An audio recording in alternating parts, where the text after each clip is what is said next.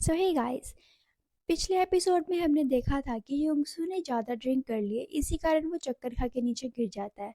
इसी के साथ हमारा फोर्थ एपिसोड स्टार्ट होता है और जब वो उठने का ट्राई करता है तो वो अपनी मोटी वाली बॉडी में उठता है और वो टेंशन में आ जाता है, शिट शिट शिट ये क्या हुआ। और फिर वो उठने की बहुत कोशिश करता है लेकिन वो उठ ही नहीं पाता है।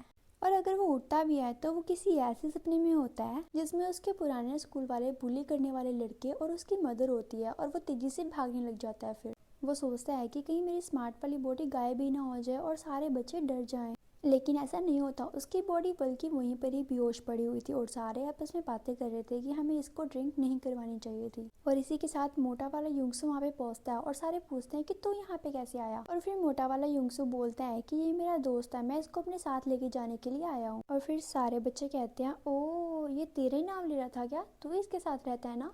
और फिर मोटा वाला युंगसू कहता है कि नहीं, मैं इसके साथ नहीं रहता हूँ, मुझे इसके रूममेट ने भेजा है। और फिर सभी सोचते हैं कि इसका रूममेट तो बहुत ही हट्टा कट्टा होगा, अगर इसे कुछ हो गया तो इसका रूममेट हमें नहीं छोड़ेगा। उसके बाद युंगसू अपनी अच्छी वाली बॉडी को वहाँ से लेके जाने लगता है। तभी बाहर आते ही सभी बच्चों के सामने एक गेम था जहाँ पंच मारना था, जहाँ पे जिंगसो को अपना एक पैतरा आजमाना था। इसी के साथ वो युंगसू को पंच मारना सिखाता है। फिर युंगसू पूछता है कि आखिरकार तुम मुझे क्यों सिखा रहे हो। फिर जिंगसू कहता है, देखो मुझे उस दिन तुम्हें मारने में कोई मज़ा नहीं आया था, तुम बस थोड़े हट्टे कट्टे बनो ताकि तुम्हें कोई भी मार के यहाँ से ना चला जाए। जिसके बाद वो वॉमिट भी करने लग जाता है क्योंकि उसने बहुत ही ज़्यादा ड्रिंक कर ली थी। और फिर सभी उसको यहाँ से लेके चले जाते हैं और युंगसू अपनी बॉडी को लेके वहाँ पे खड़ा था। तभी वो सोचता है कि जैसे उसने पंच मारना उसे सिखाया है तो उसको ट्राई करना चाहिए और वो ट्राई करने लग जाता है। और उसके बाद वो फुल स्पीड से बहुत ही पावर से एक पंच मारता है लेकिन वो बैग को टच भी नहीं कर पाता। और फिर वो सोचता है कि मुझे यहाँ से भाग जाना चाहिए। और ये सारी चीज़ें वास्को बहुत ही दूर से खड़ा होकर देख रहा था। इसके बाद वास्को भी वहाँ पे आके खड़ा हो जाता है लेकिन वो एक चीज़ नोटिस करता है, युंगसू ने बहुत जोर से पंच मारा था तो उसकी पंच की हवा से ही वो बैग फट जाता है। और फिर वो सोचता है कि ये मोटा सा लड़का अच्छा खासा स्ट्रॉन्ग है। जिसके बाद वास्को भाई भी अपनी पंच की पावर दिखाते हैं जिसके बाद वो नया रिकॉर्ड सेट कर देते हैं। और सभी लोग देख के हैरान हो जाते हैं और कहते हैं, वास्को भाई आपके जैसा रिकॉर्ड तो कोई बना ही नहीं सकता। और नेक्स्ट डे युंगसू स्कूल आता है और उसे अपना प्रीवियस डे याद आता है जब उसका नशा उतरा था, तब जाके उसकी नई वाली बॉडी उठी थी।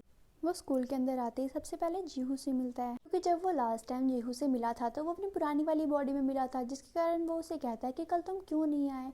तो जीहू कहता है कि कल मुझे कोई काम था इसलिए नहीं आया मैं। जीहू सोच में पड़ जाता है कि आखिरकार वो उससे ऐसे क्यों पूछ रहा है, वो तो पहली बार ही मिले हैं। और फिर युंगसू उससे फ्रेंडशिप करने के लिए भी कहता है। युंगसू उससे कहता है कि आज के बाद हम दोस्त बन सकते हैं क्या। और पूरी की पूरी क्लास सोच में पड़ जाती है कि जीहू जैसा लूजर बच्चा उसके साथ युंगसू फ्रेंडशिप कैसे कर सकता है। तभी हमें पता चलता है कि जो मोटा वाला युंगसू सो रहा था और तभी उसकी मदर उसे सरप्राइज देने के लिए उसके घर आ जाती हैं। जब वो देखती हैं कि युंगसू तो सो रहा है, वो बहुत ही ज्यादा टेंशन में आ जाती हैं कि ये स्कूल क्यों नहीं गया और ये अभी तक सो क्यों रहा है, क्योंकि उन्हें तो पता ही नहीं था कि उनके बेटे की तो दो दो बॉडीज हैं, जो कि एक स्कूल में है और एक यहाँ पे सो रही है। इसी के साथ हमारा ये फोर्थ एपिसोड यहीं पे खत्म होता है। और लाइक एंड कमेंट करके जरूर बताना कि आपको ये एपिसोड कैसा लगा।